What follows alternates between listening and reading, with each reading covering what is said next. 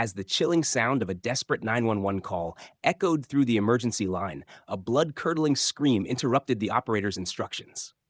What should have been a plea for help turned into a final confession of betrayal, jealousy, and murder.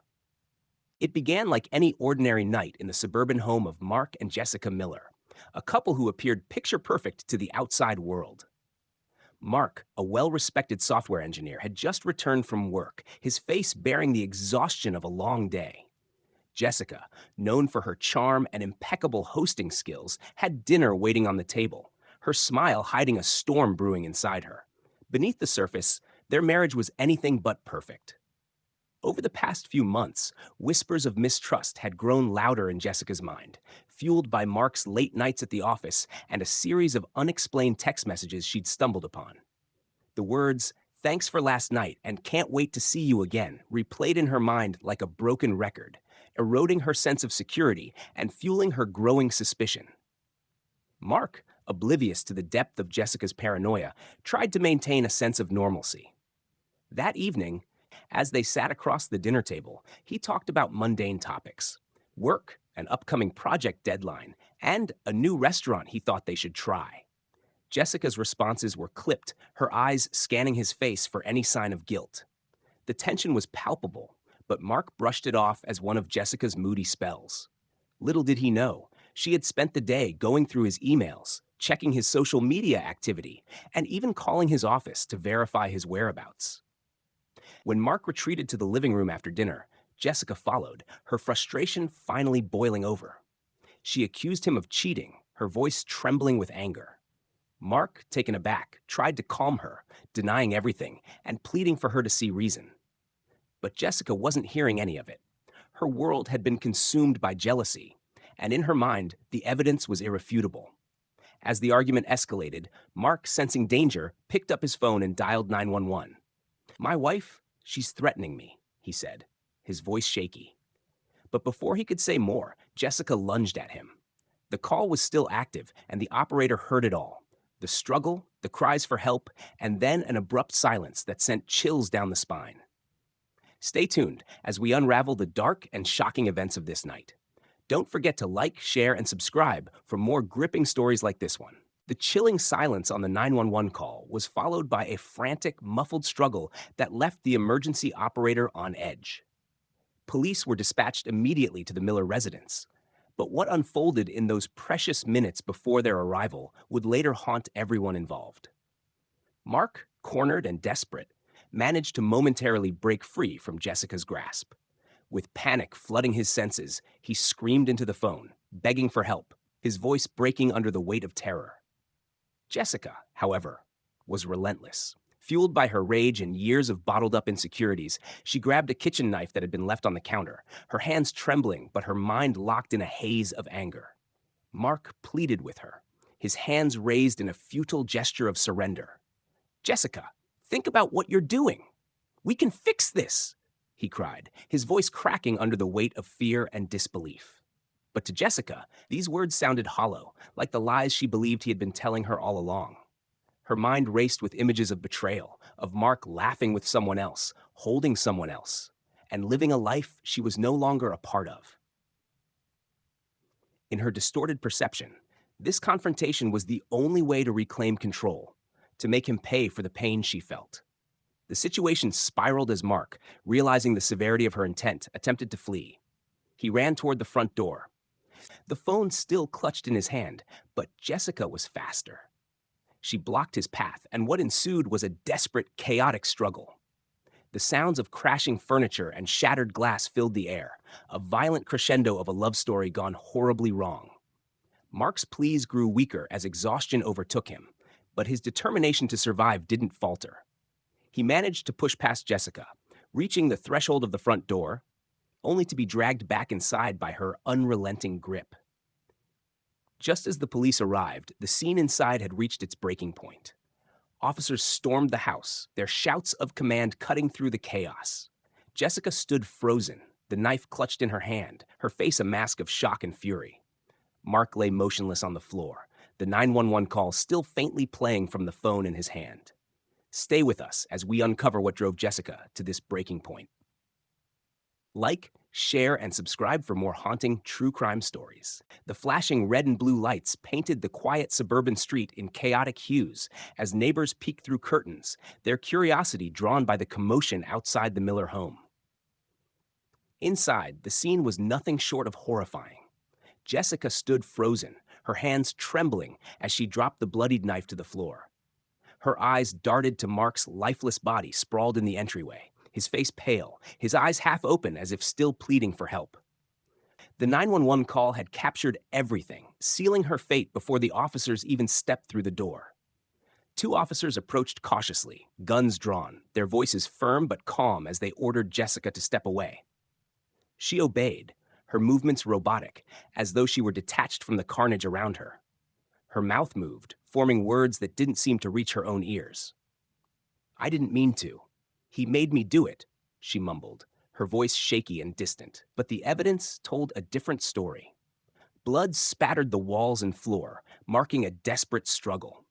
Broken furniture and shattered glass lay scattered across the living room, remnants of a battle that had turned deadly.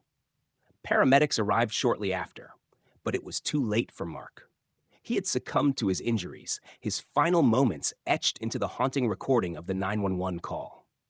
As his body was covered and carefully transported out of the house, Jessica was handcuffed and led to the patrol car.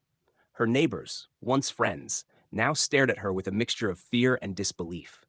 This was the same woman who had hosted barbecues, attended PTA meetings, and exchanged pleasantries at the mailbox. How could she have done something so horrific? At the police station, Jessica's initial demeanor oscillated between hysteria and eerie calm. She recounted a version of events where she was the victim, claiming Mark had pushed her to the edge with his lies and betrayal. "He was cheating," she insisted repeatedly, her voice rising with desperation. Yet investigators found no substantial evidence of infidelity. No secret mistress, no hidden life, only the fragmented pieces of a marriage crumbling under the weight of suspicion and unchecked jealousy. Stay tuned as we delve deeper into Jessica's unraveling psyche and the damning evidence that would emerge. Don't forget to like, share, and subscribe for more gripping crime stories. As the investigation unfolded, detectives began piecing together the complex dynamics of Mark and Jessica's relationship. Friends and family were interviewed, and a picture of a deeply troubled marriage started to emerge. Jessica had always been described as an intense and passionate person, but in recent years, her behavior had taken a darker turn. Mark's close friends revealed that he often spoke of her unpredictable mood swings and growing paranoia. He had confided that Jessica would frequently accuse him of things he hadn't done, questioning his every move, text message, and phone call. What once seemed like harmless jealousy had spiraled into a dangerous obsession. Detectives reviewed the 911 call in its entirety, and the haunting audio became a crucial piece of evidence. It captured Mark's terrified pleas for help, the sound of the struggle, and the chilling silence that followed.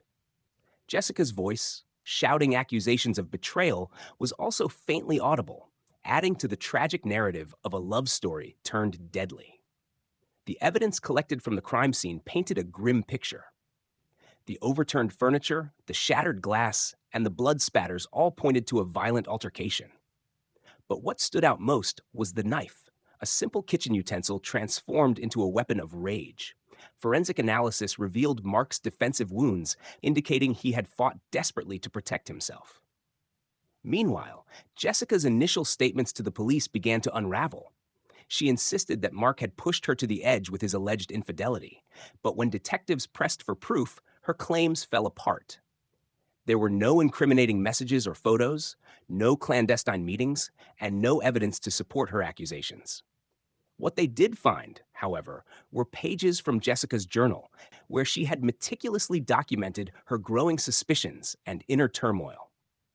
The entries were chilling, detailing her obsession with catching Mark in the act and her fantasies of making him pay for his betrayal. The prosecution quickly built a compelling case against Jessica, focusing on her premeditated intent. The journal entries, coupled with the 911 recording and the physical evidence, painted her as a woman consumed by jealousy to the point of violence. As the trial date approached, Jessica's once calm and calculated demeanor began to crack under the weight of what she had done. Stay with us as we explore the courtroom drama and the shocking twists that would leave everyone questioning the truth. Like, share, and subscribe for more gripping, true crime stories. The courtroom was packed as Jessica Miller's trial began, drawing widespread attention from media and true crime enthusiasts alike.